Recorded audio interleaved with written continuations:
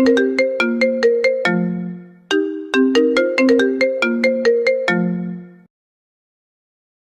Hello. हाँ जी, मैं विलीप कंपनी से बात कर रहा हूँ और आपको ये बता के बेहद खुशी हो रही है कि आपको एक अभिनेत्री के साथ परफॉर्म करने का सुनहरा मौका मिल रहा है लकी ड्रा के थ्रू। हाँ हाँ तो क्या आप तैयार हैं इसके लिए? हाँ हाँ हाँ हाँ हाँ हाँ हाँ।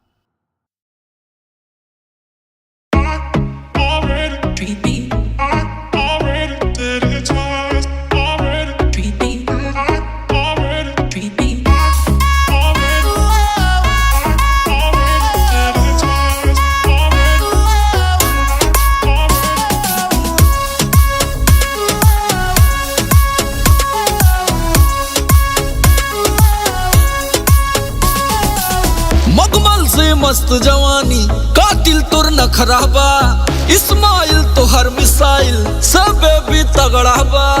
इस्माइल तो हर मिसाइल सब भी तगड़ा बा। मगमल से मस्त जवानी कातिल तुर नखराबा इस्माइल तो हर मिसाइल सब भी तगड़ा बा। मजनू आशिक आवारा के दिल जगमाबा।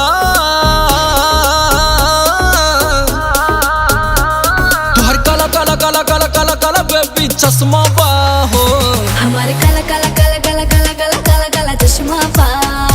हमारे काला काला काला काला काला काला काला काला चश्मा बा।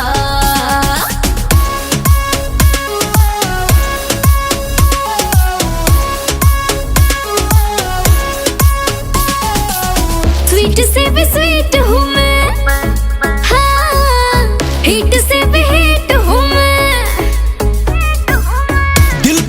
जुरिया गिराए नखरा तेरा आए हाय चुम्बक जैसा तेरा अट्रैक्शन मुझको तेरे पास बुलाए। पिंक ड्रेस में जहर लगे लू गजबे नगमा बा।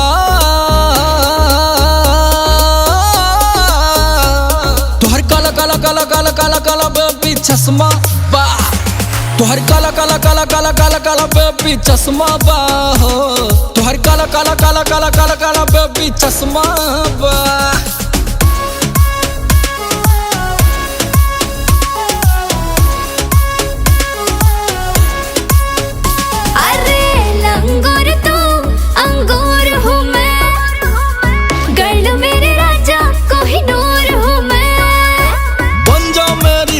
सोनिए मैं हूँ तेरा रांझा इतना ना तड़ पाए बेबी बाहों में तू आजा।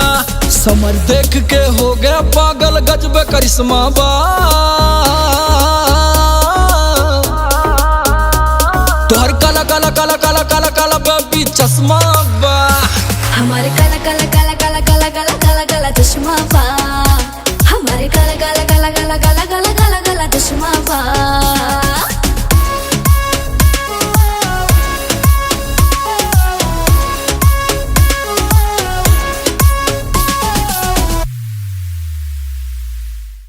हेलो।